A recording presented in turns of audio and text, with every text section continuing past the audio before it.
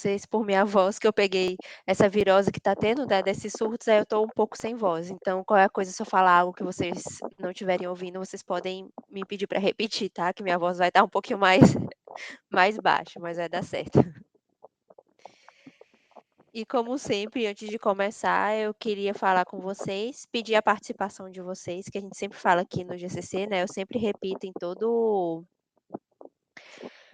encontro, que, mesmo tendo uma pessoa aqui falando, né, à frente falando, mas o nosso objetivo aqui é que a gente traga discussões. Então, a qualquer momento da apresentação do texto, vocês podem e devem interromper e falar, ou abrir o áudio, ou então falar no chat. No chat eu não consigo tanto ver, mas se outra pessoa puder ler, o chat também pode abrir, que quando eu vou para essa tela eu não consigo mais ter acesso ao que vocês estão falando. Mas aí, a qualquer momento, me interrompam, por favor, para que a gente possa discutir juntos o texto, certo? Então vamos começar aqui. Eu acho que a Silvia não vai entrar hoje, a professora Silvia, porque ela não está em Fortaleza, então geralmente a gente sempre espera ela entrar para a gente começar, mas como eu acredito que ela não vai estar hoje, a gente vai começando aqui. E lembrando, no final do nosso encontro, eu vou enviar para vocês a presença. Não teve na última semana, mas a gente vai contabilizar também certinho e falar com vocês. E no final do encontro, eu vou passar para vocês, para que vocês possam assinar, certo? Marina, Pode falar. essa presença, ela certifica alguma coisa? Como é? É para o certificado, para que a gente possa fazer o certificado. Porque o É, certificado você tem que ter no mínimo aquele 75%, né, da presença. Aí é aham. por ele que a gente vê e que a gente faz o certificado. Por isso que a gente pede o nome completo e o e-mail para depois a gente mandar o certificado por esse e-mail que vocês colocaram. E vocês organizam publicação pelo grupo? Como assim, publicação? Sim, para evento, participação de evento, sei lá, construção de artigo, alguma coisa Ah, sim. assim. Um dos objetivos dessas novas temporadas do GCC foi a gente justamente fazer com que a gente pudesse escrever mais para esses locais, né? Participar de congressos, de eventos, também escrever em periódicos. Por isso que agora, além da gente estar apresentando autores, a gente também está trazendo alguns artigos para que a gente possa se inspirar e fazer também. Então a gente sempre deixa aberto assim no grupo, sabe, para quem quiser tanto apresentar o seu trabalho, pode apresentar o seu trabalho, a gente deixa esse espaço no final para a apresentação do trabalho, para que a gente possa trocar essas orientações. E no primeiro encontro a gente conversa sobre o tema de cada um, Tá. para que a gente pudesse ter uma noção que as pessoas já estão pesquisando. Você não estava no primeiro encontro, né? Eu tava, Você só estava? que tava, só Ah, sim. que, mas enfim. Mas é isso, no grupo a gente pode estar sempre conversando sobre isso, trocando essas questões sobre o temática, sobre escrita de artigos e a gente sempre deixa aberto aqui, a Silvia até já falou isso, para apresentar também o trabalho por aqui, para a gente trocar essas orientações, Interessante. Mas certo? obrigada, viu? Nada, qualquer coisa é só falar no grupo também que a gente vai trocando. Então, começando aqui, o nosso encontro hoje, a gente vai selecionar um livro que ele chama Pesquisando Plataformas Online, Conceitos e Métodos. Esse livro ele é de um professor do PPG-Com da UFMG, se não me engano, ou é da UFPA, que é o professor Carlos D'Andrea, e que ele, dentre os estudos dele, ele também estuda essa questão do online, né, das plataformas online, e um pouco também dessa questão do consumo online, que só relembrando para quem não estava nos outros encontros. No GCC, a gente fala sobre o consumo e a comunicação, só que nessas últimas temporadas também a gente tem esse objetivo de colocar o consumo ali, falar sobre áreas mais específicas dentro do consumo. E nesse semestre a gente vai discutir mais sobre o consumo online e essas interações. Então a gente separou esses textos, artigos e livros que discutissem sobre isso. E até no primeiro encontro, né, sem ser no segundo, que eu não pude estar no segundo, então vocês podem até me interromper e falar também se teve essa discussão no segundo. A gente falou muito sobre essa questão das redes sociais, né, dessas plataformas, como funciona. E muita gente que pesquisa redes sociais, plataformas online, tem essa dúvida, né, justamente por conta dessa complexidade dessas plataformas, dos termos, de como é que faz essa pesquisa. Então a gente resolveu trazer esse livro que nesse encontro a gente vai discutir sobre o primeiro capítulo e no próximo encontro, daqui a 15 dias, a gente vai discutir outro capítulo desse livro, em que o autor ele vai falar um pouco sobre essas plataformas, né, como é que funciona alguns conceitos, o que foi mudando para que a gente possa usar isso de referência e contribuir nos nossos estudos do consumo online. E nesse primeiro capítulo, o autor ele vai falar sobre o porquê e o que são essas plataformas. Ele vai focar em falar sobre isso. O professor ele fala que dessa importância dos estudos sobre as mídias sociais e dessas outras plataformas online e como isso tem crescido e se diversificado com essa popularização desses artefatos tecnológicos. Ele fala sobre essa Web 2.0 e como ela inaugurou essa nova fase da pesquisa internet e da cybercultura, com termos como a cultura da participação e inteligência coletiva. Durante esse capítulo, ele vai citar outros autores que também são um pouco conhecidos por nós, né, que eles falam também sobre isso, como o Jenks, como o Van Dijk e outros também que ele vai citando, que eles justamente trazem esses termos que ele vai discutir e propor outros termos também. Mas aqui citando, né, ele fala sobre essa questão da internet funcionar como essa cultura da participação e dessa inteligência coletiva, sendo amplamente utilizados para entender essas práticas e inovações que prometiam democratizar, horizontalizar ou descentralizar as relações interpessoais, a política e a economia. Só que, no entanto, ele fala que ao longo dos anos de 2010 aconteceram várias mudanças e ele cita principalmente essa questão das Big Five, né, que seria a Google, a Amazon, Apple, Facebook e a Microsoft, que elas se consolidaram como serviços infraestruturais, centralizando cada vez mais atividades cotidianas e estratégicas. Então, questões como influências em processos eleitorais e uso irrestrito de dados pessoais para fins comerciais preocupam cada vez mais governos, empresas e sociedade civil. Então ele vai trazer essa discussão de que, como as redes sociais elas têm essa ampla divulgação de informações e acesso mais rápido às coisas, como isso foi mudando, e a partir disso, como surgiu também tanto essa necessidade da gente estudar essas mídias sociais, como a gente vê mesmo hoje, né, muitos de nós aqui que estudamos o consumo online ou que estudando alguma marca, algum fenômeno, alguma coisa que acontece, que a gente até discutiu, né, no primeiro encontro, alguns exemplos, a gente vê o quanto, existem muitas pesquisas que podem ser feitas nessas mídias sociais, mas que ao mesmo tempo, além dessas pesquisas que podem ser feitas, tem essas questões que também a gente precisa prestar atenção e que envolve as mídias sociais e que traz, consequências também negativas, né, que é o que ele fala aqui, dessa questão da influência em processos eleitorais, nessa época de campanhas eleitorais. A gente vê o quanto, as mídias sociais e plataformas online têm esse papel, e não só na política, né, quando a gente pensa em movimentos culturais e outros exemplos também, né, influenciadores, celebridades e movimentos também, o quanto as redes sociais podem ser usadas tanto para questões de influência positiva quanto negativa e fazer algo sair do controle. Então ele traz isso, né, falando sobre isso, e ele fala que nesse contexto, os estudos de plataforma eles buscam uma refinada nessa articulação entre as dimensões técnicas, políticas e econômicas que constituem as redes sociais online e em outros ambientes também digitais. O autor ele vai discutir, sobre essas mudanças que foram acontecendo, ao mesmo tempo que nesse começo ele vai falando também sobre esses termos mais técnicos, falando sobre bem introduzindo, né, sobre vocês puderam perceber, dos algoritmos, gráficos, então ele fala alguma coisa técnica e colocando isso também.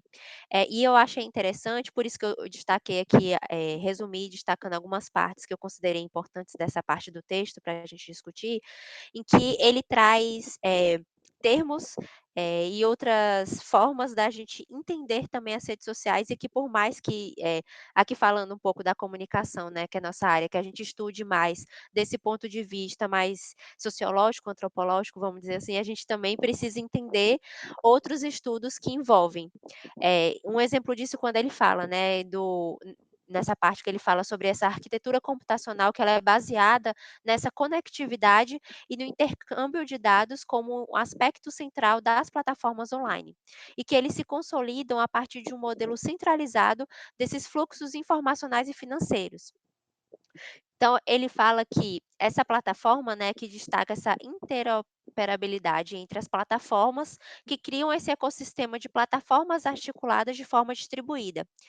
Então, 2 coisas que ele fala da importância se a gente estuda o online, de entender, que é justamente esse estudo de plataformas e também esses métodos digitais como campos de conhecimento transdisciplinares fundamentados pelos estudos da ciência e da tecnologia.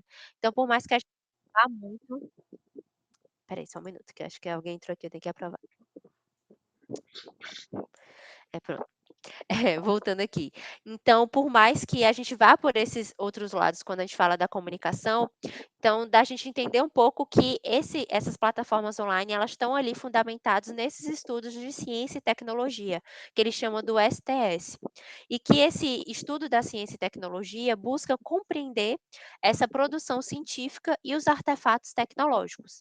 Então, que o texto ele enfatiza que as plataformas online, elas são coproduzidas por usuários e materialidades e que a gente deve prestar atenção tanto às formas como as plataformas moldam as práticas dos usuários, quanto essas formas como usuários criam taticamente e coletivamente novas formas de se apropriar dessas plataformas.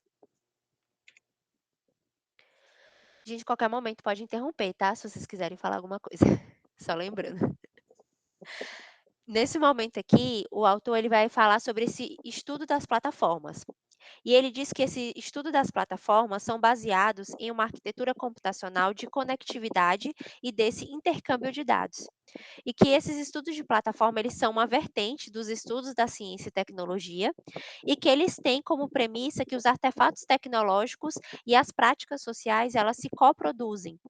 Então, esse texto ele vai falar também sobre a teoria ator-rede, ou seja, a gente falou, ele citou agora sobre os estudos da ciência e tecnologia, e agora ele citou essa teoria do ator-rede, que apesar de eu não ter trazido aqui, eu achei interessante colocar nesse resumo para que a gente possa pegar de exemplo, se alguém até quiser falar aqui, mas vai ter um texto mais para frente que a gente também vai discutir, um dos textos que a gente separou, falando essa questão do usuário, mídia, que é outro termo importante da gente prestar atenção se a gente está estudando online, né. Nesse caso aqui, ele fala sobre essa teoria do ator-rede, que é uma abordagem semiótica material que reúne um conjunto de estudos sobre essas inovações e as controvérsias tecnocientíficas.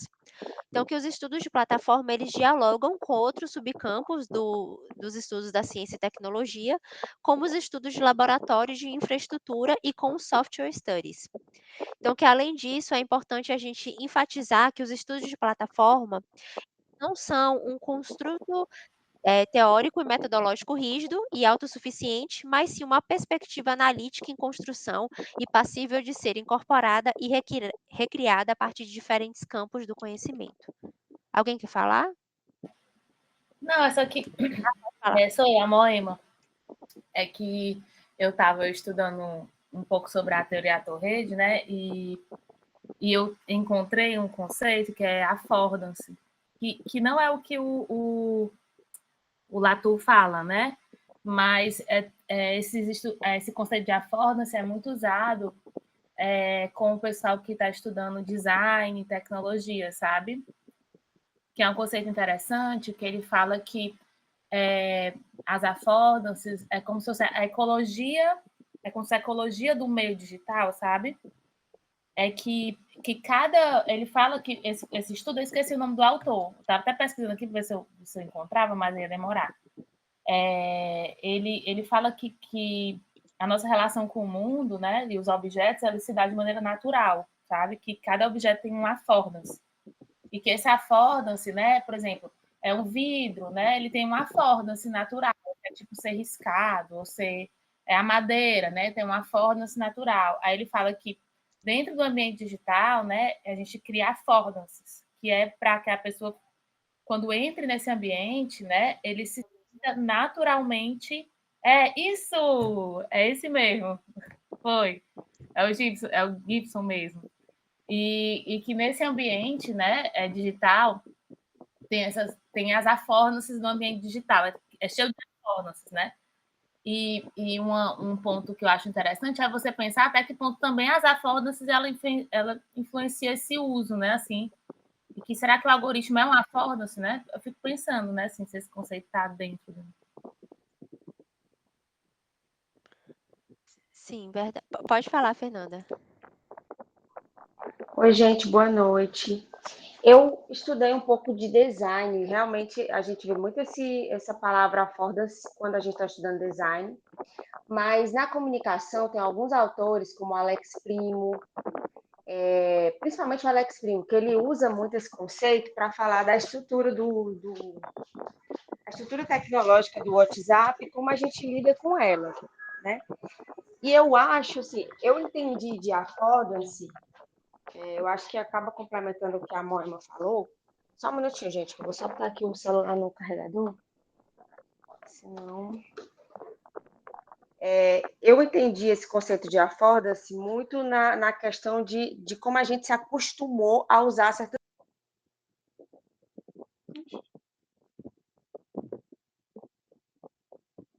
Eu acho que a Fernanda caiu sem Caiu. querer. Ela caiu sem querer. Ela deve ter saído sem querer na hora que colocou no carregador. Mas é verdade, eu também acho que é isso que a Fernanda falou. Mas assim, a gente se acostumou a usar a plataforma, mas não é por acaso. A gente se acostumou porque ela foi construída para isso, né? Assim, para a gente se acostumar. E não é só construir, é construída e modificada continuamente, com base no uso. Entendeu? Então, assim, cada uso que é feito, né, pesquisado, como é que é feito o caminho, e acima desse caminho, ela vai adaptando a plataforma. Então, todo modelo de negócio de tecnologia que usa, né, a metodologia de experiência do usuário, quando você fala de UX, né, essa experiência do usuário, ela é exatamente para isso, né? É um estudo onde você vai, né, acompanhar o usuário em todo passo a passo da plataforma e entender os gargalos. Em cima dos gargalos, ele vai mudando a plataforma no sentido que ela fique natural para o usuário, entendeu?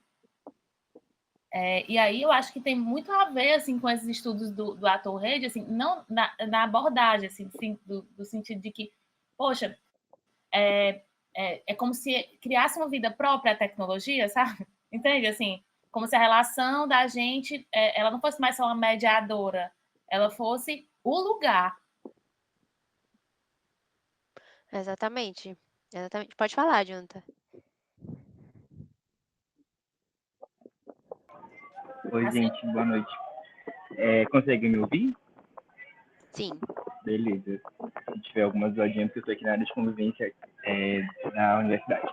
Então, complementando também com o que Moema falou, dentro do texto, inclusive, ele coloca bastante sobre justamente o nascimento das plataformas, eles não serem por acaso, né? Exatamente, eles se baseiam a partir de lógicas de relacionamento, a partir de conexões, né?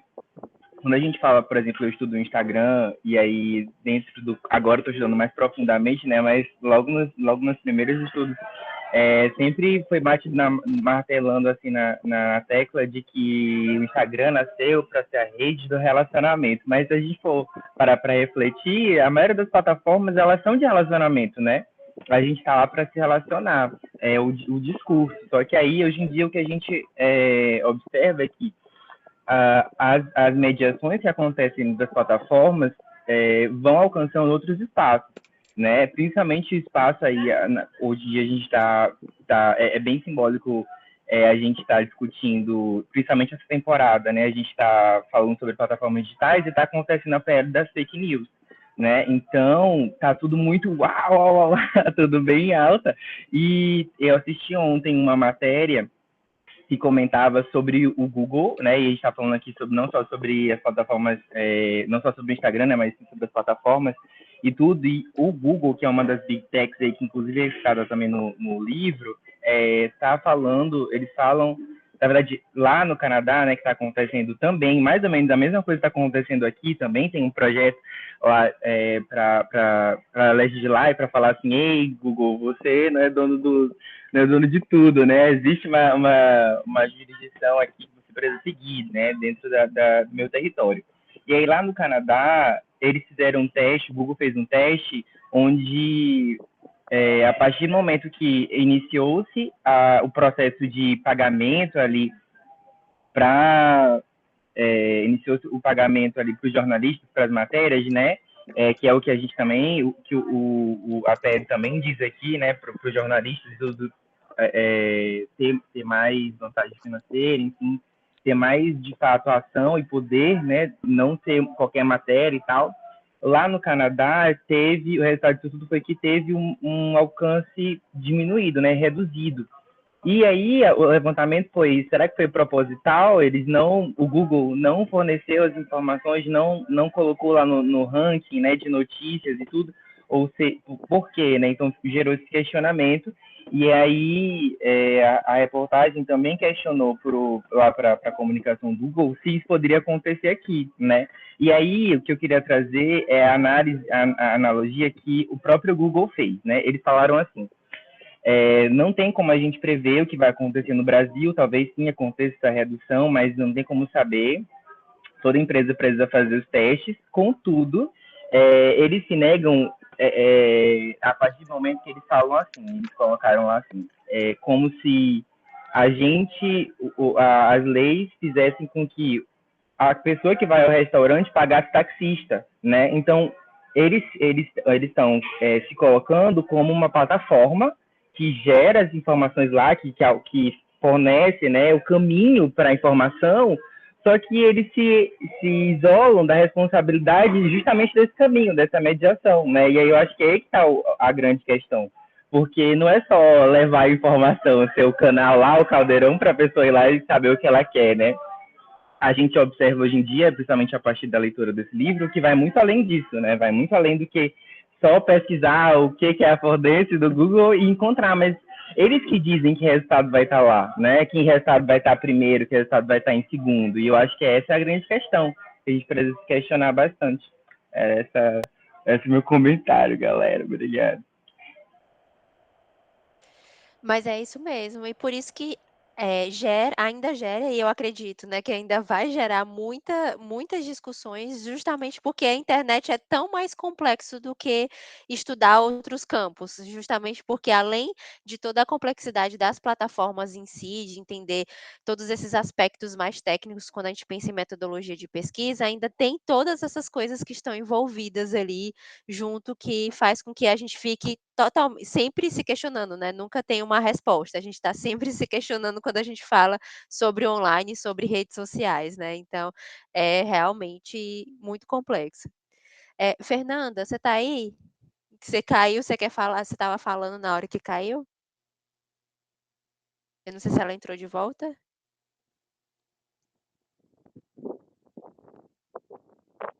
A Fernanda. Ela entrou, acho que ela está aqui. Você quer falar, Fernanda?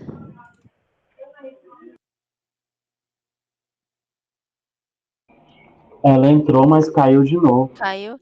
Ah, deve ser que a internet dela tá ruim. Então, eu vou continuar aqui. Aí, se ela entrar, aí ela me interrompe. Então, continuando aqui, né? Quando ele fala sobre começa a introduzir, né, esse estudo das plataformas. E depois disso, outra coisa também interessante que ele destaca é justamente essa importância da gente compreender essa diferença entre plataformas e redes sociais digitais para poder entender a sociabilidade online, como ela funciona, né? Então, ele fala que enquanto a metáfora da rede destaca essa possibilidade de formalizar interações, as plataformas elas programam a sociabilidade, e influenciam como compreendemos e gerenciamos nossas relações interpessoais, que foi até um pouco do que vocês citaram agora, né? Do que vai aparecer, como vai aparecer. E as redes sociais, elas são apresentadas visualmente como grafos, tornando visíveis essas conexões entre entidades e ambientes online. Então, que essas conexões sociais elas são mais rastreáveis e podem ser capturadas em dados de rede. Então, que, portanto, compreender essas diferenças é fundamental para entender os fenômenos em constante mutação na internet.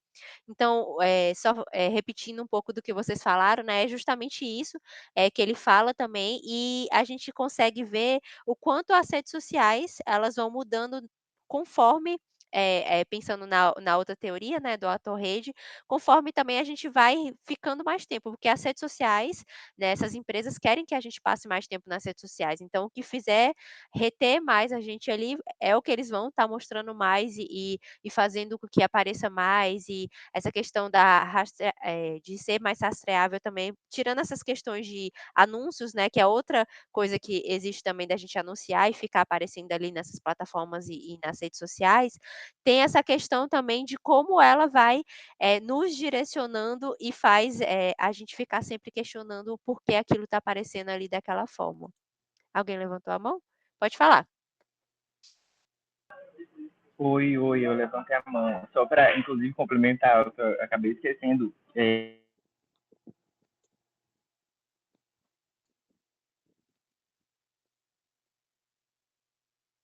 De caixa preta, né? Porque a gente tem as plataformas Você po onde os Jonathan, algoritmos, o processo. você está me ouvindo? Oi, Você pode repetir que deu uma tô. travada quando no começo da sua fala. Foi, mas Foi. tá dando para me ouvir Não, melhor agora agora? tá. Agora tá. Beleza. Desculpa, a gente na universidade não tá muito boa hoje. Mas o que eu estava falando era que alguns autores, né, colocam algumas falas, né, sobre a teoria, sobre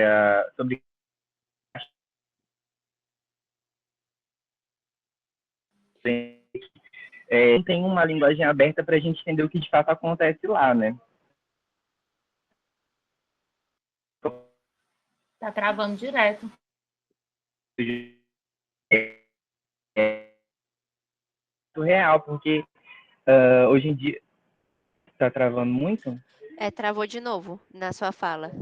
No começo não travou não, mas aí depois começou a travar. Mas agora tá normal você falando. Acho que você falou alguma coisa de Ai, caixa meu Deus. preta, não foi? Da caixa preta que você estava falando? Exatamente. Eu vou fazer assim, eu vou. Ai, pronto, agora tá normal. Pode repetir o que você estava falando. Agora você tá falando, tá normal. Não, agora travou de novo. Você foi falou que tá normal e travou de novo.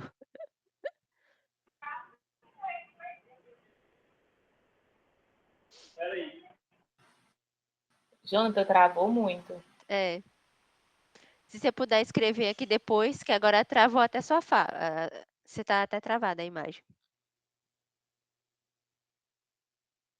Certo. Aí quando você colocar, aí você levanta a mão e me interrompe de novo, que aí você continua falando, certo?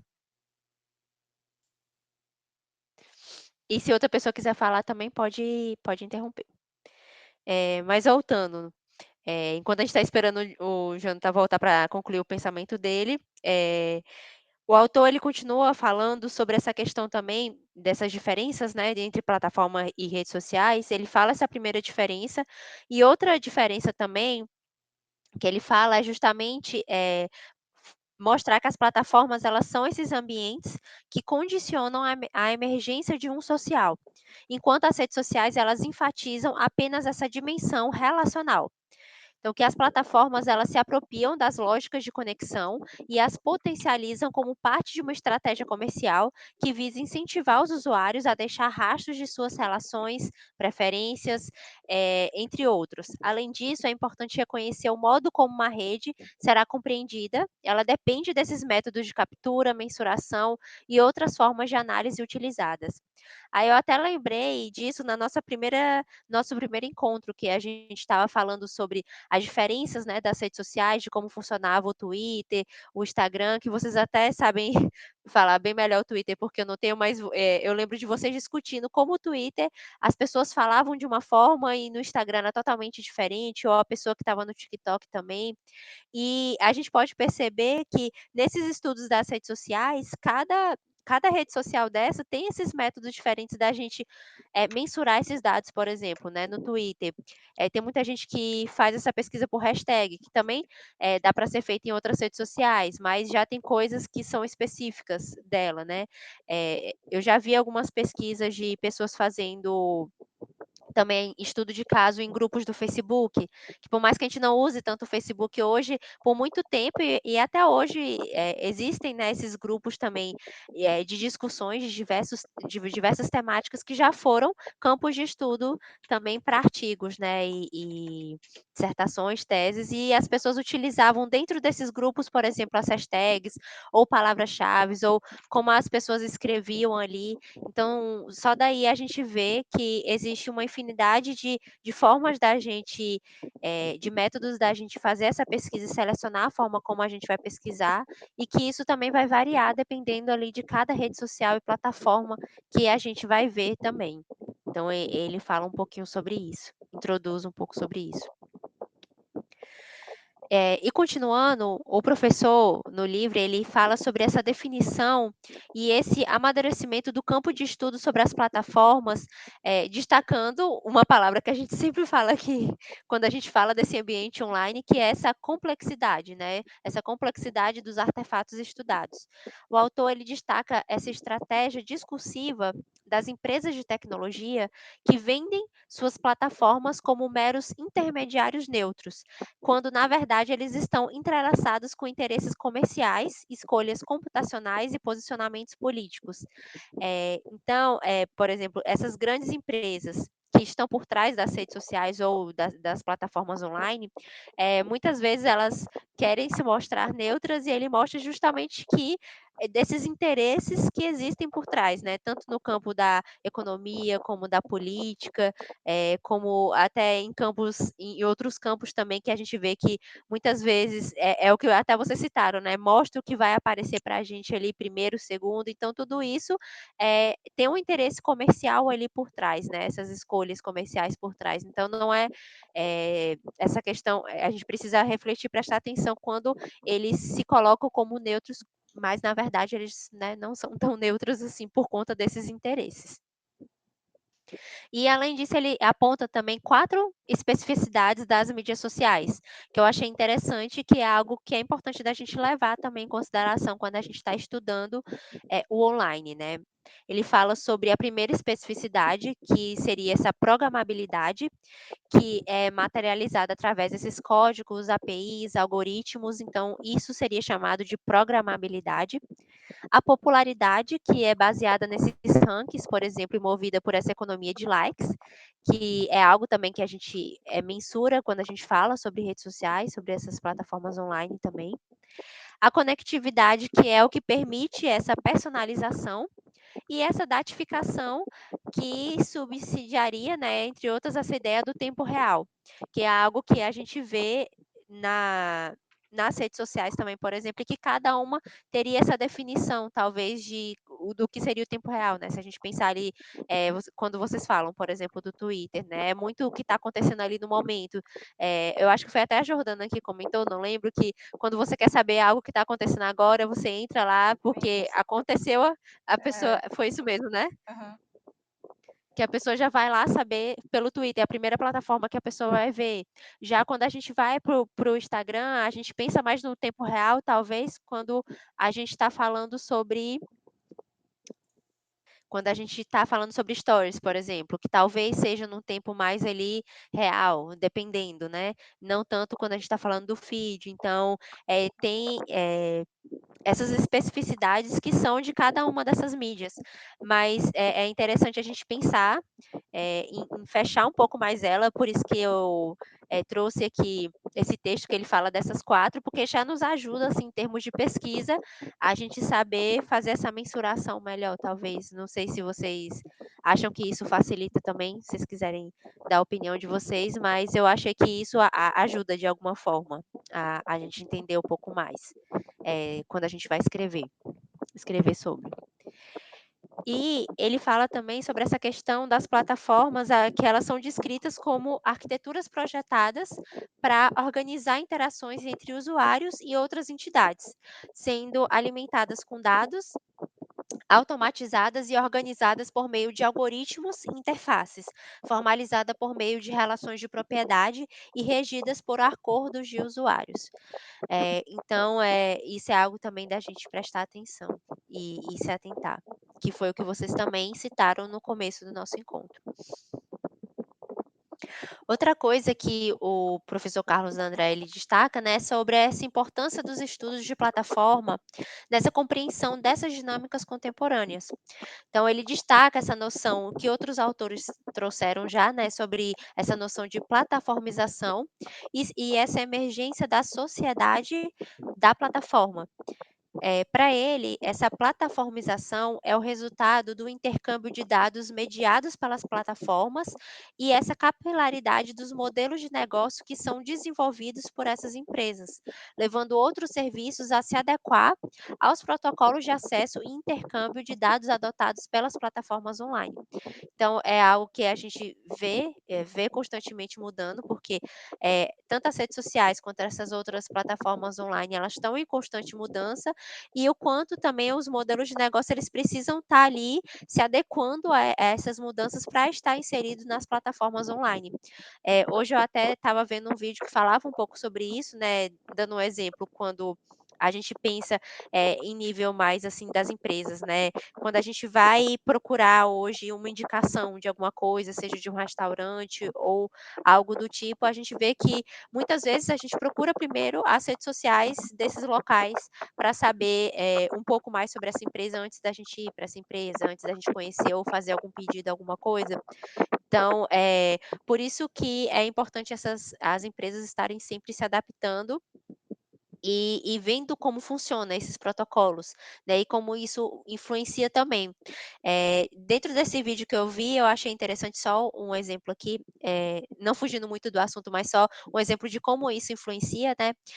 Hoje muitas empresas de alimentação, por exemplo, vêm usado as redes sociais e principalmente o TikTok, que geralmente é uma rede social que as pessoas postam ali o que está sendo feito ali na hora também de uma forma não tão editada, que as pessoas dizem que é um pouco mais real do que em relação ao Instagram, mas que isso faz com que gere uma conexão com outras pessoas. Então, muitas empresas hoje, quando você vai numa empresa de alimentação, que foi esse exemplo que eu vi do vídeo, pediu: "Ah, aquela sobremesa que eu vi no TikTok". Então isso, tem sido tão grande para as empresas, levado isso a "viralizar", entre aspas, de tal forma que faz com que as empresas acabem, além de se adaptar a esses protocolos ali das plataformas em termos técnicos em si, mas também de termos de conexão, de retenção do que as pessoas querem, daquilo ali ser decisivo até para o cardápio ali nesse exemplo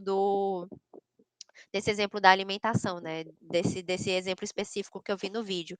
Então isso foi algo interessante também que me fez despertar olhando desse ponto de vista também da pesquisa, né, quando a gente está fazendo nossas pesquisas, eu no meu caso, né, falando sobre a moda e sobre a sustentabilidade na moda, que é meu assunto. O quanto esse termo sustentabilidade na moda, ele vai mudando, foi mudando também conforme foi passando o tempo e depois da pandemia também, o quanto existem muitas discussões que foram mudadas depois da pandemia. E do próprio termo em si, da sustentabilidade, o que isso envolve ali na moda e como as pessoas falam e entendem isso nas redes sociais. Então, é só um exemplo aqui que eu estou dando, mas e se vocês quiserem dar outro exemplo também, que eu achei interessante que cita aqui um pouco, né, disso que ele falou. E continuando, ele fala também que essas APIs, elas são o recurso técnico econômico mais importante dessa plataformização da web. Um exemplo disso que ele dá, né, que é o botão de curtir do Facebook, que ele é um exemplo marcante desse processo de plataformização, que é essa economia baseada na conectividade e nesses esforços de mensuração através de métricas como popularidade e engajamento, que é instituída por esse like. Então, o like, apesar de já ter tirado, por exemplo, até o like já mudou hoje, né? A gente pensa que no Instagram, né, que antes dava para ver a quantidade, depois tirou essa quantidade, e como isso também vai mudando, mas é uma forma da gente mensurar, assim como a gente clica ali na hashtag, entra na hashtag e vê a quantidade de pessoas falando sobre aquilo, por exemplo. Pode falar, quem levantou a mão. Fui eu, Moema. Pode falar. A Raquel Recoeira, ela, quando vai falar do conceito de capital social, né? ela fala que quando as redes sociais surgiram, né, elas trouxeram um novo sistema de valores, né, assim, não é um novo sistema de valores, mas elas foram pautadas, né, ali eram alimentados, né, um novo sistema de valor, que é o sistema de valor do capital social. E o capital social é dividido em 4 pontos, né, que é a popularidade, a visibilidade, a autoridade e tem outra coisa que eu esqueci. E é interessante, porque é como, né, a rede social, por exemplo, o Instagram, ele mensura o teu valor dentro da rede, entendeu? Isso aí. Tem autoridade, né? Como é que é mensurada a autoridade? Sei lá, número de comentários, enfim, né? Então, assim, é como se essas métricas, né, fossem adaptadas para tudo. Exatamente. E como cada rede social ela tem essa métrica, e por mais que ela vá mudando, mais que o quanto ela influencia muito também. Pode falar, Jordana. É interessante esse conceito do capital social, principalmente se você parar para analisar cada plataforma, cada mídia, rede social diferente.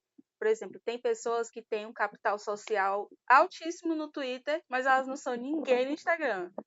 Tem gente que tem uma relevância absurda no Instagram, mas Twitter não tem, nem tem Twitter, né? E entre outras plataformas e tudo. Muito. Eu acabei de esquecer o que eu ia falar, porque meu pai entrou aqui e eu esqueci, gente. Desculpa. Quando eu lembrar, eu volto. Não sei porquê, agora eu esqueci.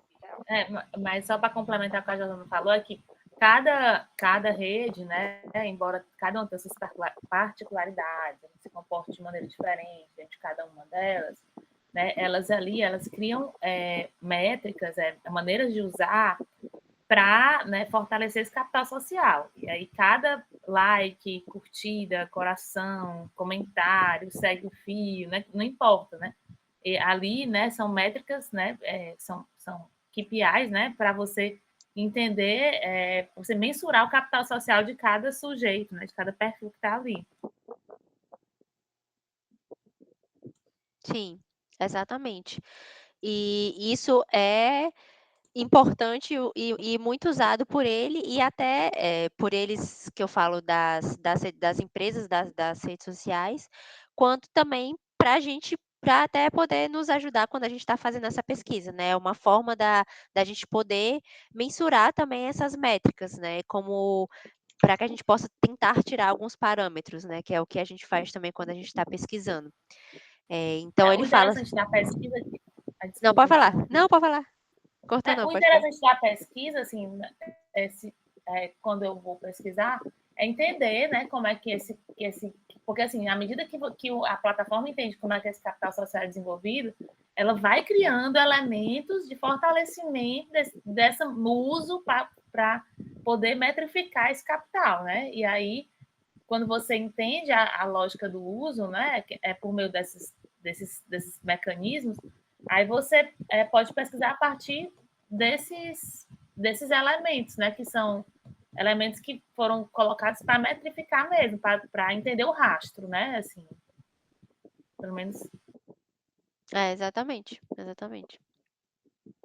Pode falar. Eu não sei se acho que foi a Fernanda, né, que levantou primeiro. Pode falar, Fernanda. Eu nem prestei atenção se fui eu, se foi o Jonathan, mas enfim, eu caí daquela vez, sumi, minha bateria acabou aqui, foi difícil de voltar.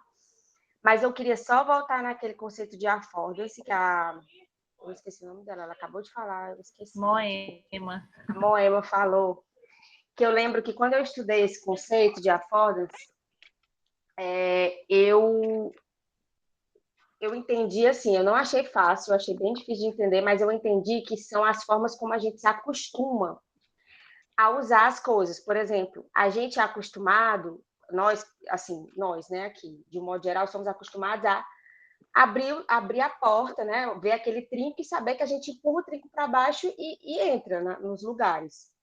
Quando a gente chega num hotel todo, como é que se diz, informatizado, que você não tem que pegar no trinco, é uma foda-se nova, entendeu? Às vezes por comando de voz. Então, a foda-se seria essa maneira que a gente aprende a usar as coisas e que acaba se naturalizando. não é natural, é que a gente aprende a usar daquele jeito, se naturaliza. Mas quando muda a affordance, quando muda, né, quando a tecnologia vai mudando, a gente vai se sentindo um pouco perdido, porque vai mudando justamente esses modos que a gente tem de lidar com os objetos.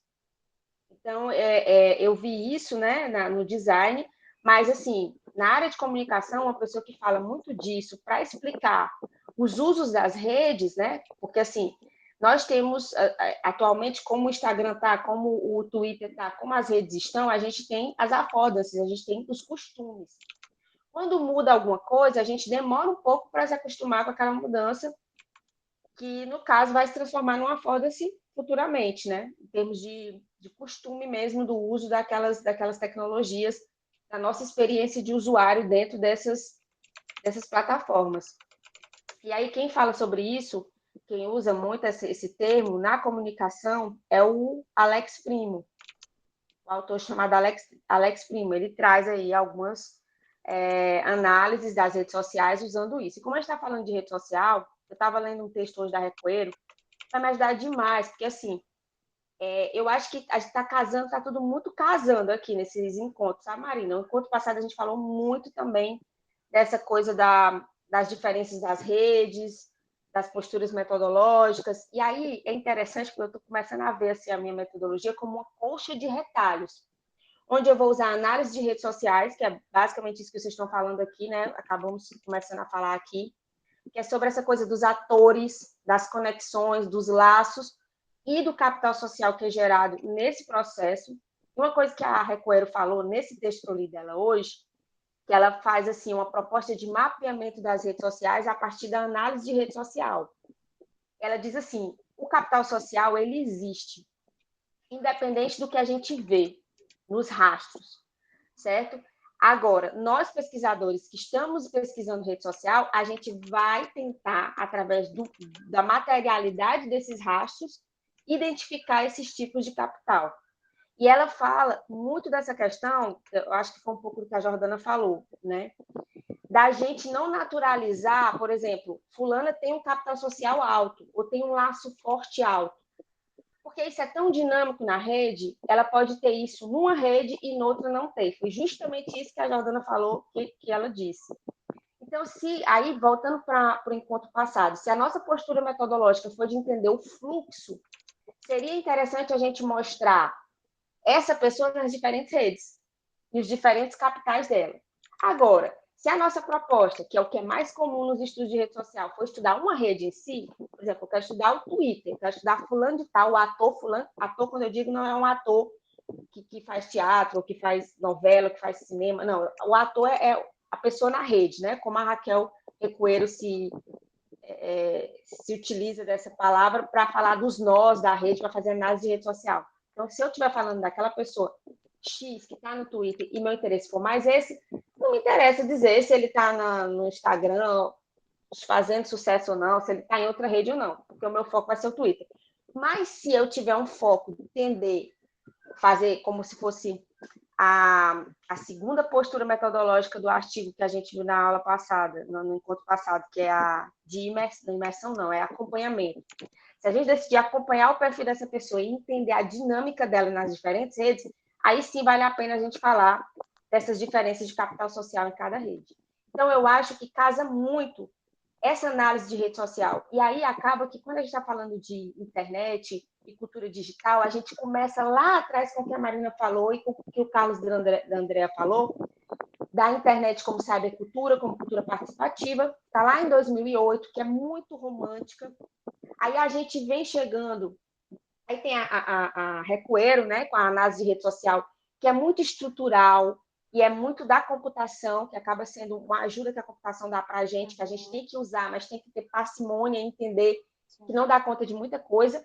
E a gente tem os estudos mais atuais que mostram que as redes sociais não são transparentes e que tem esses interesses comerciais. Então, se a gente está estudando rede social, a gente tem que levar em consideração tudo isso, né?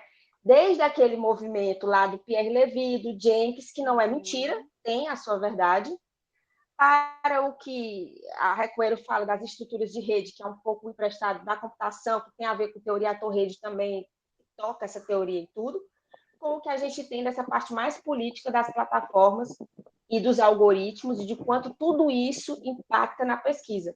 Só para eu estou indo muito longe, mas eu só queria dizer que a questão dos algoritmos, a gente falou também no encontro passado. Eu acho que o Jonathan e a Moema não estavam no encontro passado, mas a gente falou que os algoritmos, eles determinam quem aparece para a gente na pesquisa que a gente está fazendo. Então, por exemplo, eu até citei esse caso no encontro passado. Eu tinha um aluno que ele estava pesquisando um evento chamado Mossoró Cidade Junina, e ele estava pesquisando a hashtag Pingo da Meio-Dia, que é um dos momentos do evento. Quando ele pesquisava, aparecia para ele coisas, perfis completamente diferentes dos perfis que apareciam para mim, por conta do algoritmo. Então, isso influencia na pesquisa, né? E isso foi até dito na parte metodológica dele, ele disse, eu tive achados na minha pesquisa que estão relacionados com o que o algoritmo me mostrou por conta do meu comportamento online. Então, a gente tem que considerar isso, por mais que também a gente não entenda muito bem como esses algoritmos estão funcionando, né? Era isso, gente, que eu tinha para falar. Exatamente, Fernanda. Ou seja, né, a palavra que a gente sempre fala no online, é muito complexo entender tudo. Pode falar, Jonathan. Meu Deus, primeira coisa que eu tenho pra falar é que eu sou fã de Fernanda. Misericórdia, oh, incrível. Esse homem é Todos somos. maravilhoso. Não é? Vamos criar um fã-clube. Inclusive, eu tava até aqui com... Oh, meu Deus, eu saí. Tava com o conceito aqui de affordenses, né? Tá citado no livro e fala assim... As affordenses se constituem nas relações estabelecidas entre um usuário e as materialidades disponíveis. Então, é exatamente o exemplo que a Fernanda deu casou muito, porque eu também tinha essa dificuldade de entender o que significa isso, né? Assim, vamos lá, bota aqui no papel o que significa. Eu achei incrível essa exemplificação, achei maravilhosa. O que eu queria comentar, que eu já até me perdi também aqui nos pensamentos, dando toda a atenção para a Fernanda, que eu queria comentar era mais também no sentido de eu tô falando bastante de Instagram demais, porque é meu objeto de pesquisa, né? E eu estava vendo ontem sobre as mudanças que ele fez, né? Porque no começo, principalmente quem acompanhou, né, quem era já assim, rato do Instagram bem no comecinho, era por ordem cronológica. E aí depois eles mudaram, né? Não virou mais ordem cronológica. E a gente tem que começar a se questionar o porquê, né? Eles falaram que era porque as pessoas estavam reclamando que não estavam vendo e tal, tal, tal. Mas a partir daquele momento, iniciou-se aí esse ideal, né, de eu vou entregar o que eles querem ver. E aí a gente vai, né, entrando na nossa bolinha ali, e aí acaba que entra naquele mesmo discurso que a gente estava discutindo de o que é mostrado para mim, né? Quem define essa rede social realmente é minha, né? Quem comanda ela sou eu mesmo ou é a plataforma, né? Porque antes era por ordem cronológica, agora já não é mais. E aí o que eu queria comentar também, acrescentar, é que eu fiz um levantamento prévio para poder iniciar um artigo que é sobre o papel ali do usuário dentro do Instagram, né? E aí, para começar, eu comecei por mim, eu pedi os meus dados do Instagram. E aí, quando eu pedi esses dados de Instagram, minha casa caiu, eu falei, meu mundo caiu, porque a gente entra em uma outra questão sobre a publicidade online, né? Se a gente for, isso ainda não tem esse dado na minha cabeça, mas eu tenho quase absoluta certeza, até pelo que o Google fez na pele das fake news, né, iniciando e citando informações não tão corretas ali no sentido de iniciar o debate de censura e tudo, no sentido de fato, né, mudar ali o jogo, virar o jogo, né, em prol da plataforma. E aí, da mesma forma, dentro da publicidade, nas plataformas, a gente observa que existe um modelo de negócio ali, uma comercialização dos nossos dados, né, de fato, porque quando eu vi os meus dados ali, teve um dia que eu recebi 39 publicidades. Eles têm esses dados de o horário e o dia que a gente visualizou, né, eles têm tudo, obviamente. E aí, quando eu vi aquilo, eu falei, meu Deus do céu, é isso, eu tô aqui só em publicidade, e agora tô lascado. Então, eu preciso verificar isso, uma outra fase da pesquisa, né?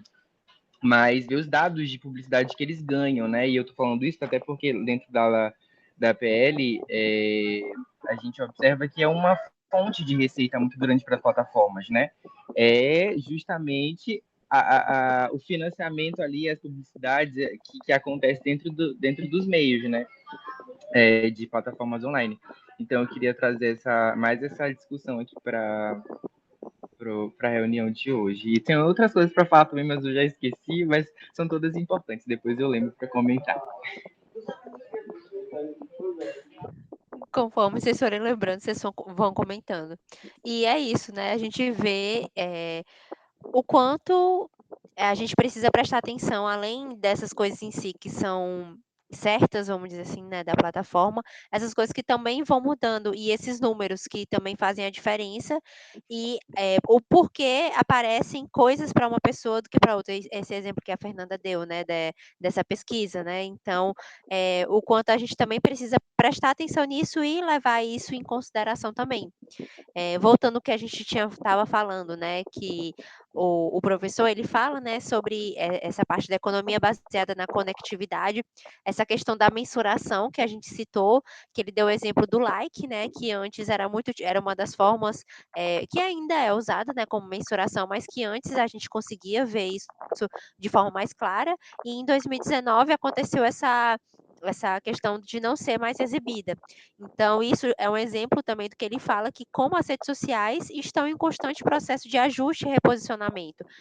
A gente vê muito isso, né, desde como era, né, o Instagram antes, como é o Instagram hoje, como o TikTok, né, que foi essa rede social mais emergente, mas mesmo sendo uma rede social que surgiu depois, por ela estar passando, vamos dizer assim, na frente de ter mais usuários passando mais tempo nela, faz com que as outras redes também se adaptem. E a gente vê também plataformas como, por exemplo, o YouTube, né, que não é uma rede social, uma rede de pesquisa, mas é um local que as pessoas passam muito tempo também no online, fazem pesquisa, já tem outra. O YouTube já vai para outro local, né? Quando a gente pesquisa no YouTube, a gente já quer ver algo mais específico e vídeos geralmente um pouco mais explicativos, né? Vídeos um pouco maiores, mas que a gente vê que o YouTube também quer que as pessoas passem mais tempo nessa rede social. Então, agora a gente tem esse novo recurso também, né? Do Shorts, que é um recurso que parece com o TikTok, né? Os vídeos mais curtos, que parece que também com os Reels do Instagram. Então, tudo isso também vai mudando nessas plataformas online, né? E é só um exemplo aqui, mas que a gente vê para as diversas plataformas. Tudo isso também com esse intuito de fazer com que as pessoas passem mais tempo nessas redes sociais e eles consigam, a partir disso, ver os gostos desses usuários e ir mandando também, mexendo no algoritmo e tendo essas propagandas e esses anúncios e tudo isso que gira em torno dessa grande plataforma, né? Dessas grandes plataformas. Então, o autor ele fala, né, desse conceito de plataformização e da produção cultural e como isso afeta setores como a música, os filmes, os jogos, turismo, o jornalismo. Um exemplo que eu também vi que eu achei interessante em relação da música, né, agora que eu vi aqui, eu lembrei, foi que antes a gente podia até perceber a questão dos cantores, né, se a gente pensa no YouTube. A gente não podia usar certas músicas em vídeos por conta dos direitos autorais, essa questão mais específica dos direitos autorais. Só que hoje a gente vê como o TikTok mudou isso para os cantores, porque muitos deles, muitas bandas, cantores e músicas em si começavam a viralizar justamente por conta do TikTok, por conta de trends que aconteciam lá. E isso para os cantores era algo bom, porque fazia com que tivesse mais números, né, mais streaming, a música ficasse mais conhecida e, consequentemente, eles pudessem ter mais shows também. Então, a gente vê o quanto uma está ali influenciando a outra, né? Essa produção, uma influencia a outra em vários aspectos, né? Dando esse exemplo aqui da música, por exemplo, o quanto isso fez mudar também até essa percepção de algo que é importante, que é o direito autoral, que se a gente for pensar, né? A importância do direito autoral não dá nem muito para entrar nesse assunto, mas porque eu até não sei falar tanto sobre ele, mas falando aqui nesse exemplo, né, das redes sociais, dos direitos autorais em si de músicas. É importante os direitos autorais, né, para os cantores e para as outras áreas em si, mas o quanto também isso fez mudar essa posição deles, justamente porque não ter esses direitos autorais fazia com que a música deles pudesse chegar para mais pessoas, no exemplo do TikTok. Então, a gente vê o quanto de coisa dá para a gente pensar e refletir e discutir, né? E que até confunde um pouco para a gente, mas é um exemplo também. E, continuando, outra coisa que eu achei interessante, eu destaquei, que foi quando ele disse dessa adesão de empresas jornalísticas também a essas plataformas online, né? Dá o exemplo do Facebook, do Google News, e que isso é discutido como exemplo de como as dinâmicas de circulação e monetização de conteúdo, elas são centralizadas e são controladas pelas plataformas. E que, além disso, o texto ele destaca como a sociedade ela está cada vez mais atrelada a um ecossistema corporativo de plataformas online e globais, onde serviços como transporte e hospedagem, né, como por exemplo, se a gente pensa no iFood, no Airbnb, no Uber, né, como eles dependem também dessa mediação dessas plataformas. E ele cita esses três autores, né, o Van Dijk, o Paul e o Wall, que eles propõem esse termo de sociedade da plataforma para poder descrever justamente essa realidade, que eles também estudam isso, né, e falam sobre essa sociedade da plataforma. Então, eu achei interessante também quando ele cita isso, falando agora nesse termo, né, dessas empresas jornalísticas, incluídas nessas plataformas online. Outra coisa que ele fala também, voltando, né, que ele está sempre trazendo essa diferenciação para que a gente possa compreender um pouco melhor, sobre essa diferença entre as metáforas plataforma e rede e como essa atual sociedade de plataforma, ela rompe com o que ele chama de tecno-utopia da internet dos anos de 1990, que enfatiza essas arquiteturas privadas, opacas e distribuídas das plataformas. Então, que apesar dessas tendências preocupantes, que foi o que ele citou no começo, que a gente conversou aqui também, até a Fernanda falou, né, dessas mudanças que foram acontecendo com os anos, como a concentração do mercado, essas dificuldades regulatórias, essa opacidade algorítmica e essas práticas tóxicas, o autor ele destaca essa importância de reconhecer a complexidade dessas disputas de saber e poder entre os atores em ação. E ele também fala que, embora exista, né, uma grande concentração de poder em poucas plataformas, esse poder ele é exercido de um modo contingente, com alguma permeabilidade às demandas públicas e regulatórias. Então, que mesmo tendo isso, existem, né, a gente vê que existem essas demandas públicas e regulatórias, mas que mesmo assim ainda acontecem essas dificuldades, né, nesse mercado em si, nessas plataformas.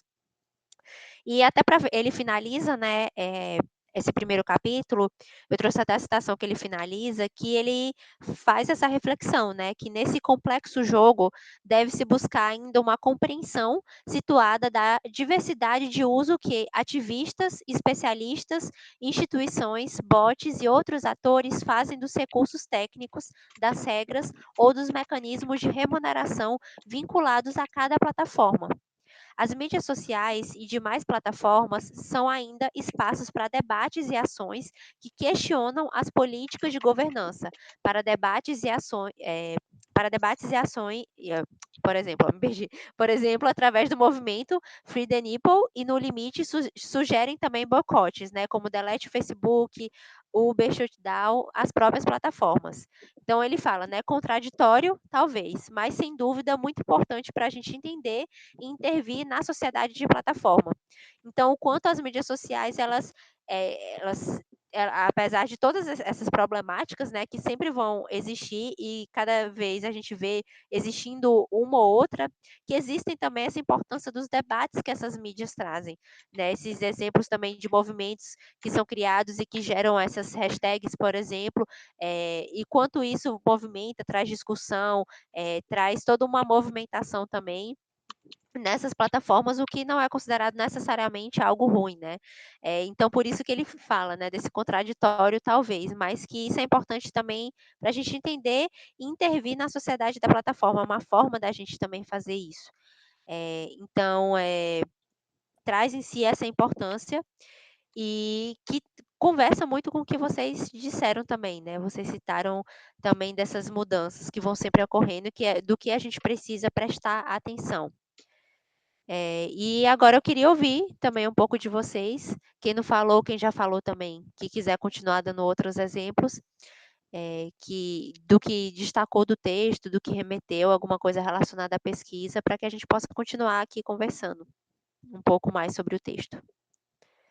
indo nesse sentido do que ele fala, né, sobre essa questão das redes sociais. Alguém gostaria de falar?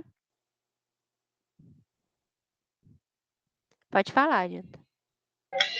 Gente, eu queria trazer só para reflexão uma coisa que para mim foi muito chocante. Talvez é porque, né, tô começando agora no mestrado, mas antes eu era assim super fã do Instagram no sentido de, meu Deus, uau, para lógica mercadológica e tudo, né? Minha graduação inteira foi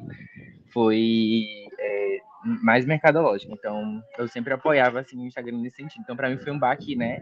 Pesquisar e ver o outro lado. Então, o que eu queria trazer para a gente pensar hoje é a análise mais crítica, né? Não é a certa e errada, mas de fato a gente precisa ser crítico com os nossos objetos de estudo, com as nossas coisas de investigação. E aí eu queria pontuar que a gente precisa refletir sobre quem está por trás dessas plataformas, né? São pessoas.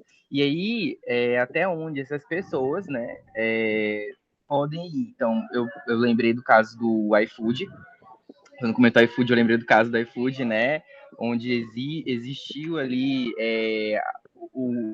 eles contrataram, né, um grupo, eu já não me recordo tão bem, mas eles, em resumo, eles contrataram lá um grupo de publicitários para fazer uma campanha para derrubar um movimento que estava de motoboys, né? Que inclusive quase mata um dos líderes lá. E aí a gente observa até onde vai, nem sei se essa palavra existe, mas a maleficidade, né,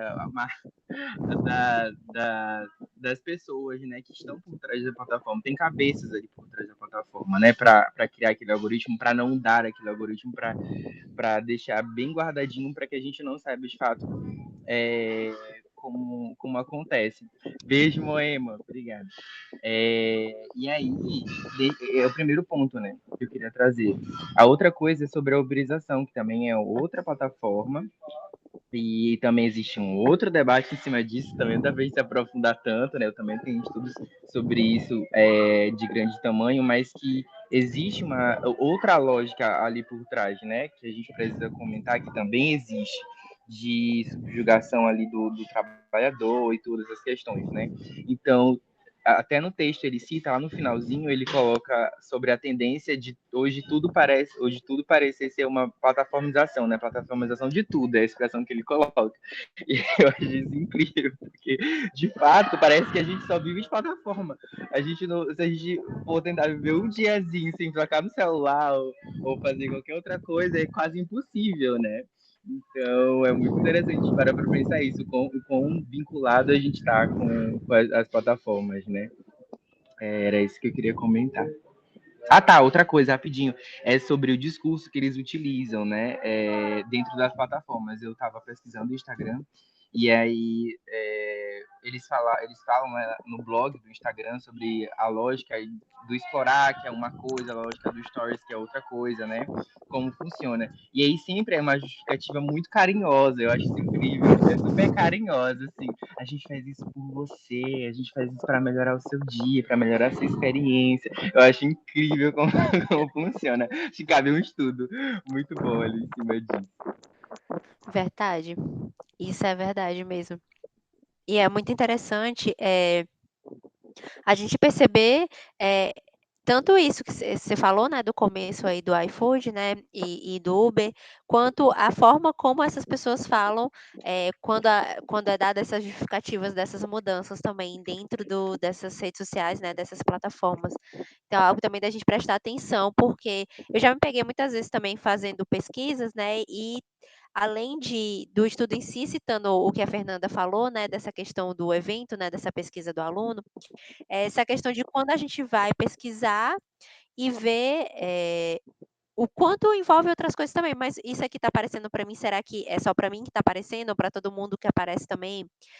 Será que a forma ali que a empresa colocou, se isso também vai influenciar essas questões comerciais, né? Então, principalmente quando a gente fala dessa questão do número em si, né? Do que é colocado para a gente por conta de propagandas em si, como a gente vai avaliar isso. E conforme vai passando o livro, ele vai explicar um pouco mais, porque a gente trouxe essa discussão só do primeiro capítulo, a próxima aula vai ter outro capítulo que a gente destacou, mas ele vai nos ajudando e clareando, assim, pelo menos o que eu consegui ler do livro, né, eu achei que deu uma clareada um pouco mais em como poder seguir esse método, né, porque a gente vê dele, aí tem a questão da Raquel Recuero também, que já é essa coisa mais da computação que a Fernanda citou, então já é outra linha também que a gente precisa prestar atenção, e que é um pouco mais técnica, né, mas também é importante porque é essa mensuração que a gente precisa colocar também quando a gente estuda esses ambientes online. E é interessante, né, porque vai já clareando um pouco mais, deixando um pouco menos complexo o nosso estudo ali das plataformas online. Então é bem interessante nesse sentido. Alguém mais gostaria de contribuir e falar?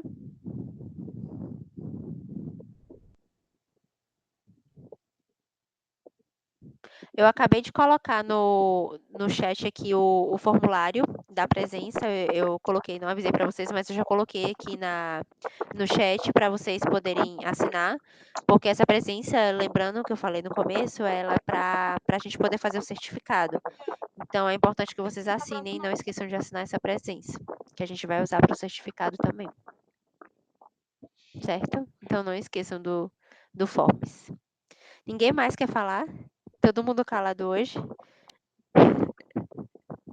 Comentar sobre ou o texto ou alguma coisa que remeteu, sobre a sua pesquisa também.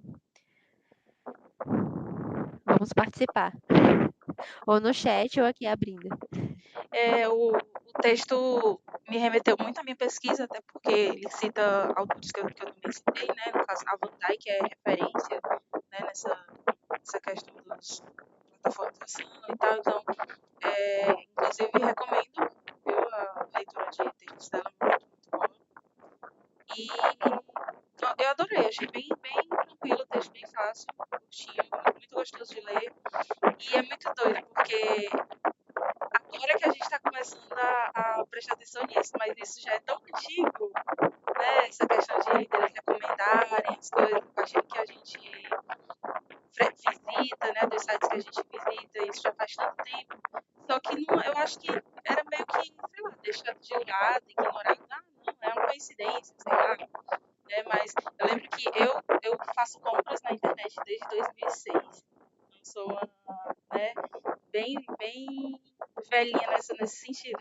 E eu lembro que eu comprava online e eu recebia as recomendações a partir de coisas que eu ia visitando nos sites, né?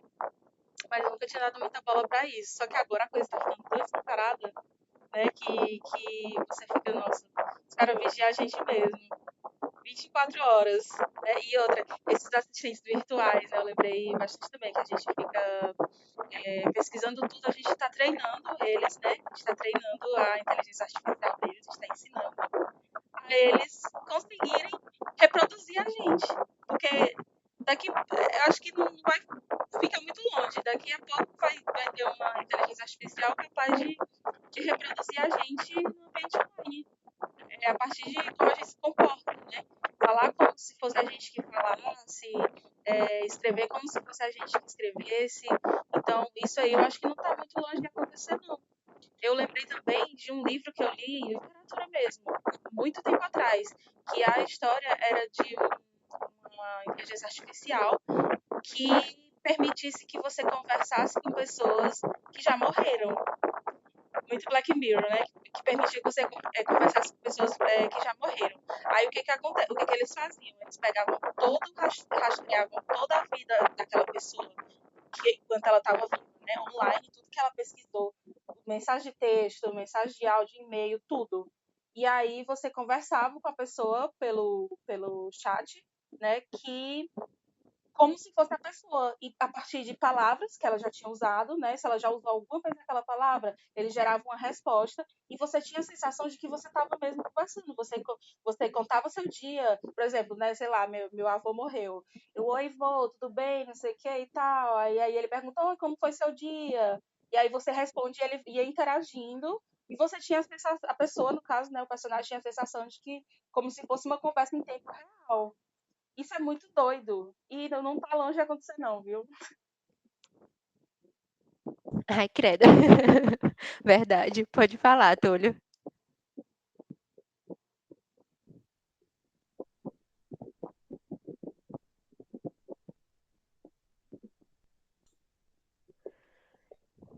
Eu acho que tá sem áudio. Seu áudio está desligado, eu acho.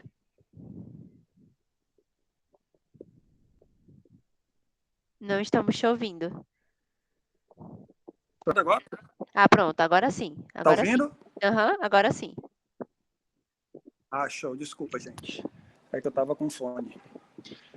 E aí, por algum motivo, bloqueou aqui o áudio. Enfim, só para complementar o que a Jordana estava falando, eu compartilhei um link no chat, que ele é meio chocante, né?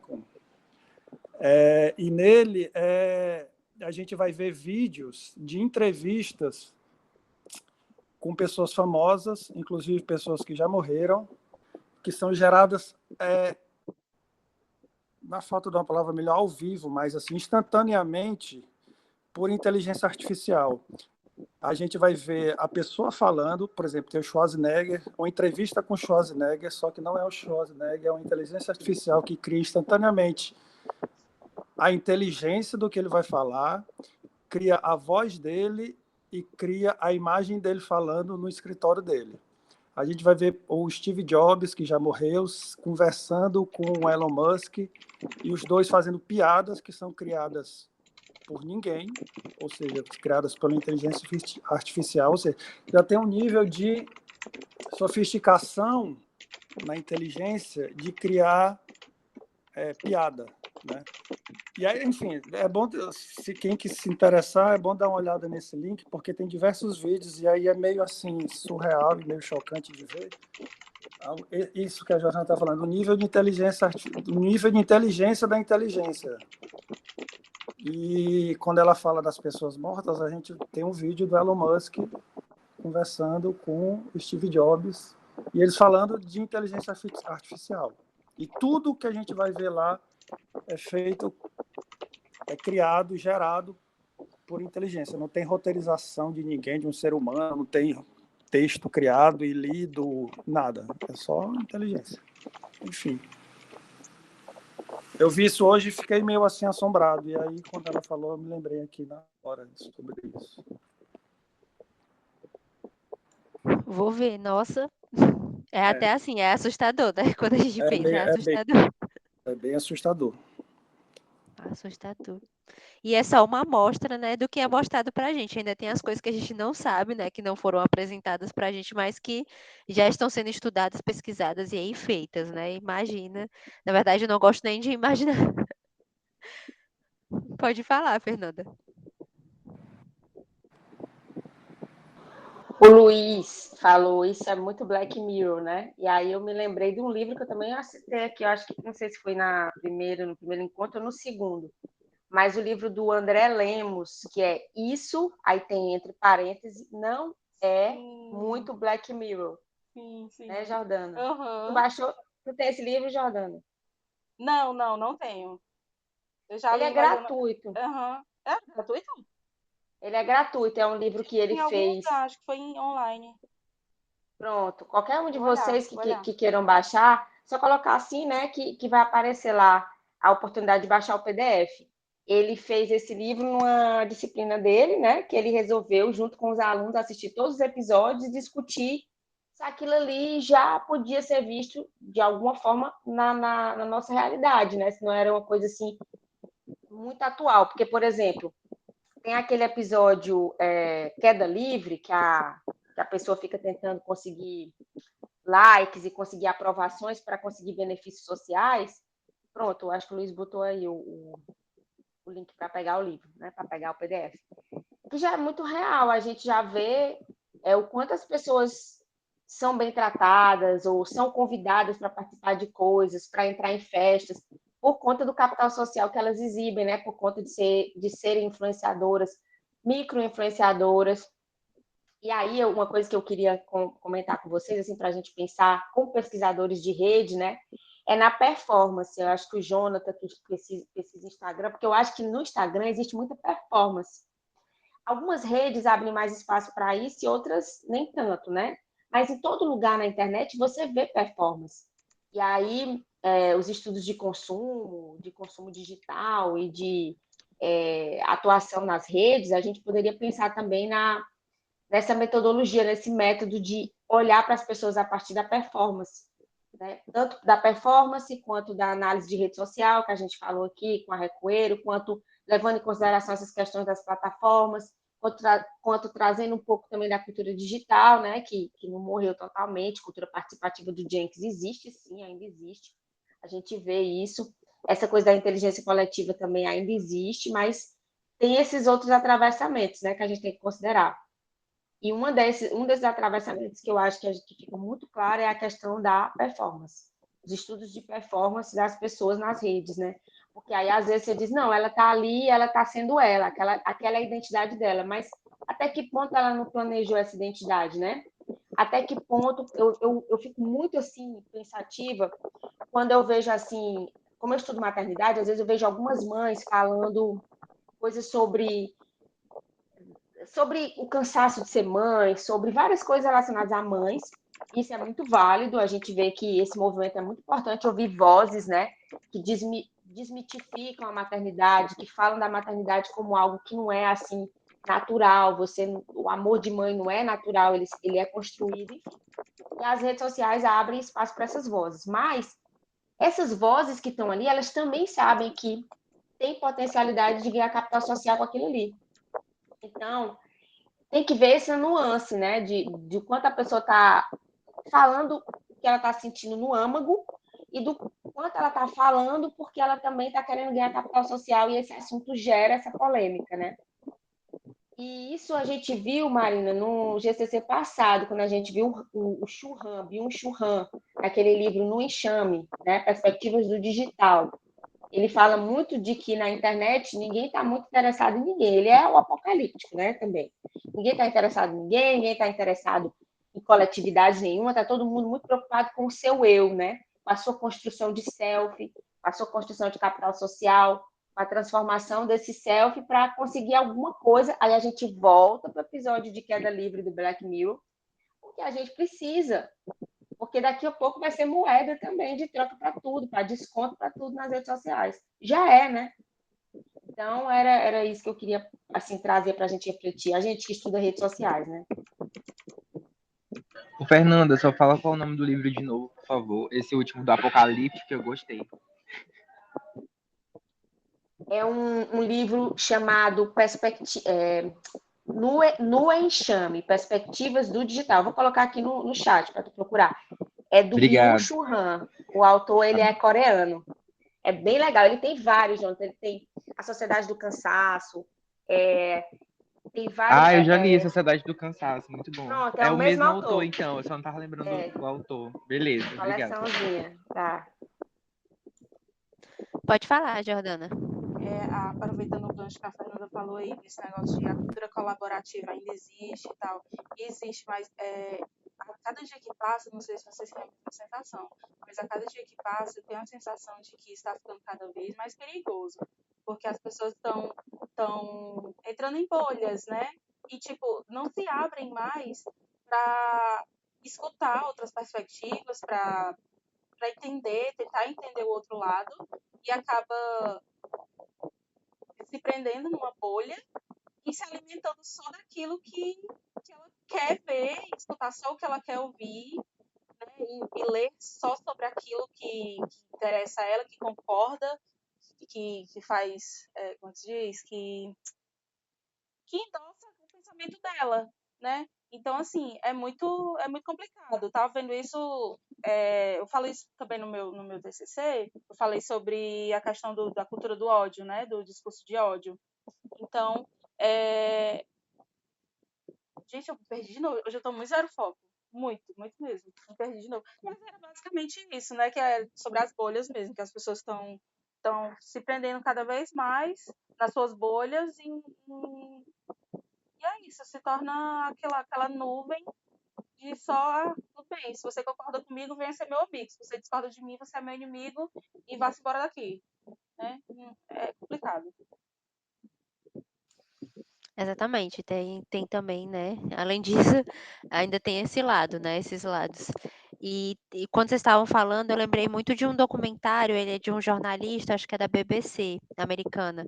E ele tem naquele streaming, né, no HBO Max, que é o Fake Famous, que chama, vou escrever aqui, que ele faz um estudo para entender se existem padrões que fazem as pessoas ficarem famosas em certas redes sociais. Já tem um tempinho, mas ainda é atual.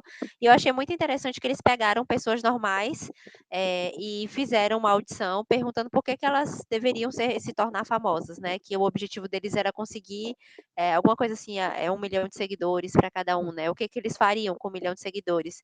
E a partir do que eles responderam, eles selecionaram algumas dessas pessoas comuns no sentido de que não tinham essa quantidade, não eram famosos nas redes sociais, e começaram a usar táticas de como fazer isso, né? De uma forma assim, do que vocês estavam falando, né? Desse eu real ou de algo que é colocada ali só para que a pessoa fosse famosa, por exemplo.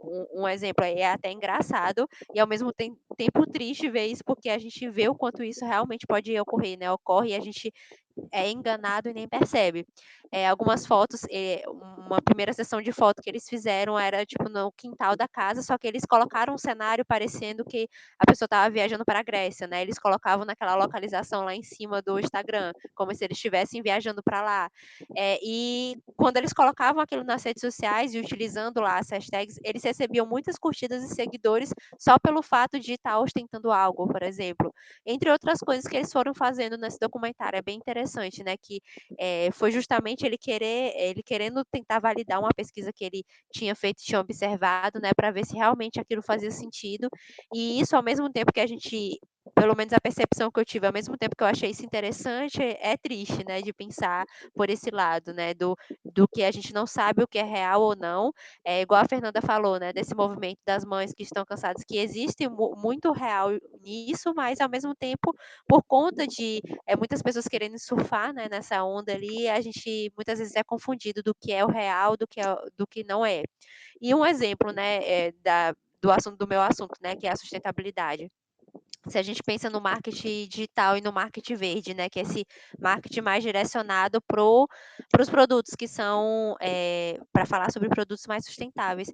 Existe também essa questão, por outro lado, do greenwash, né, que a gente chama, que é justamente essas propagandas falsas verdes, né, querendo as empresas que tentam se vender como sustentáveis, mas na verdade não são, né, elas colocam ali propagandas enganosas e isso prejudica muito as empresas que realmente são sustentáveis, porque isso engana o consumidor não sabe realmente se aquela empresa, por já ter sido enganado várias vezes, ele não sabe realmente se aquela empresa é sustentável ou não, ou se as práticas dela são verdadeiras ou não, né? Então isso prejudica quem realmente está tentando fazer algo bom ali e fazer a diferença, né?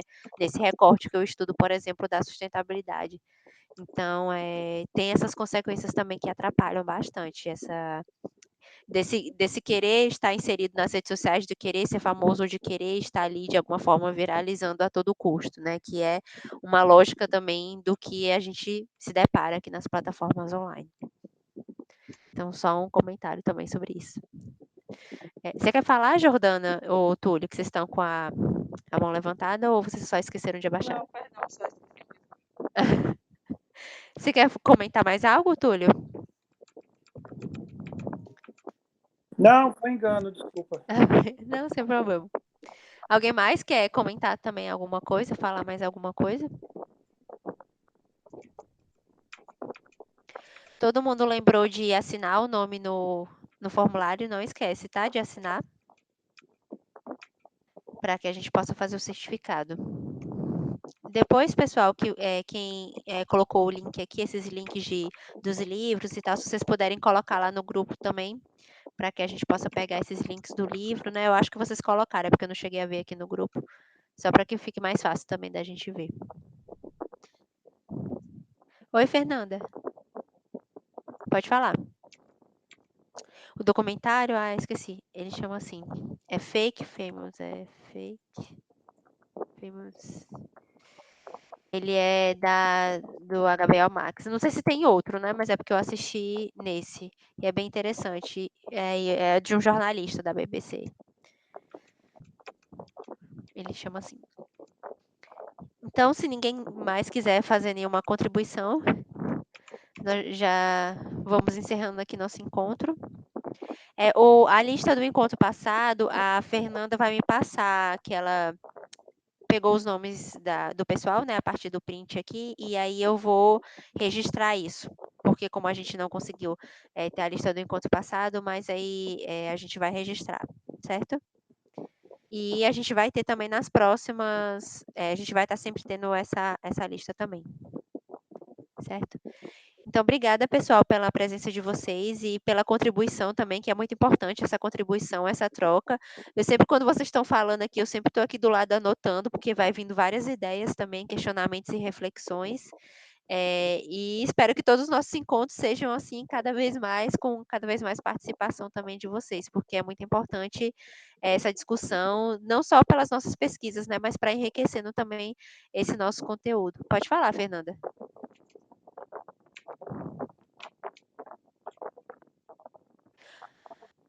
Oi, o Luiz, ela falou que o Luiz chegou hoje. Luiz, seja bem-vindo. Você quer se apresentar e falar um pouco da sua pesquisa ou onde você faz graduação, mestrado? Se você quiser abrir o áudio para falar ou falar por aqui pelo chat também. Porque no nosso primeiro encontro, a gente se apresentou, né? A gente falou um pouquinho sobre as nossas pesquisas. E no encontro passado eu não consegui estar presente, mas se você quiser se apresentar ou colocar aqui no chat também, você está no grupo, né? Do WhatsApp. Tá, todo mundo aqui está no grupo certinho do WhatsApp, né? Pronto. Pronto.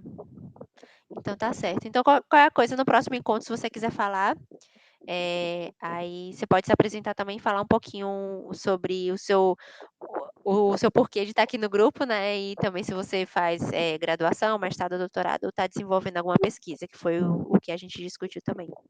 Mas obrigada, pessoal, pela participação de vocês. E até o nosso próximo encontro. Acho que no nosso próximo encontro a gente ainda vai estar nesse livro para depois a gente ir para o próximo. Para a gente continuar aqui nessas discussões do consumo, da complexidade do consumo online. Obrigada, pessoal, pela participação de vocês. Até o próximo encontro. Boa noite, pessoal.